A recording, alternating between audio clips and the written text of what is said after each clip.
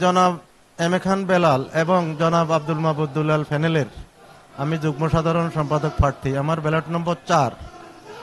আমি আগেই বলেছি, আমরা যারা আজীবন সদস্য তাদেরকে প্রথমে আমরা একটা কার্ড দেওয়ার ব্যবস্থা করব, যে কার্ডের মাধ্যমে সে বিভিন্ন সব হসপিটাল বিভিন্ন জায়গার সুবিধাগুলো পায় এবং সে নোয়াখালীর লোক হিসেবে যাতে পরিচয় দিলে গর্ববোধ করতে পারে, আমরা সেই ব্যবস্থা করব। আর আমাদের সামাজিক সহ যত সমস্যা আছে আমরা সবগুলোর ব্যাপারে ভূমিকা পালন করব।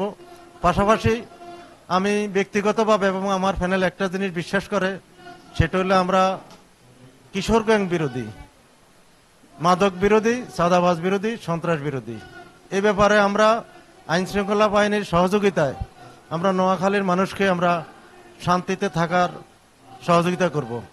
কারণ আমাদের দেশে যেটার জন্য আজকে নোয়াখালী বিভাগ আমরা অর্থনৈতিকভাবে সর্বোচ্চ পদে আসীন আছি, এটার একমাত্র ভূমিকা যাদের, তারা হলে যারা প্রবাসে আছে আমাদের সেই রেমিটেন্স যোদ্ধা ভাইদের, তাদের বউ বাচ্চা মা বাবা এখানে থাকে, তারা যাতে শান্তিতে থাকতে পারে, বিদেশ থেকেও বলতে পারে আমার ফ্যামিলি শান্তিতে আছে, সে ব্যাপারে কঠোর ভূমিকা রাখবো ইনশাল্লাহ প্রশাসন সহযোগিতা নিয়ে। এবার সময়টা খুব শর্ট ছিল, এবারের পরে আমরা প্রথম 1 মাস আবারও আমরা নতুন সদস্য নেওয়ার চেষ্টা করব। পরবর্তী নির্বাচনের আগে যারা প্রবাসীতে আছে তাদের ভোট কিভাবে নেওয়া যায় তখন সময় পাওয়া যাবে, ইনশাআল্লাহ আমরা সেই ব্যবস্থা করব।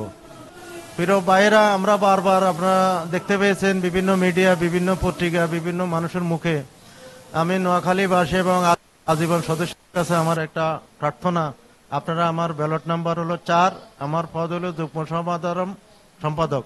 আপনারা আমাকে একটা ভোট দিবেন, আমার জন্য দোয়া করবেন, আজীবন যাতে আমি আপনাদের সাথে থাকতে পারি।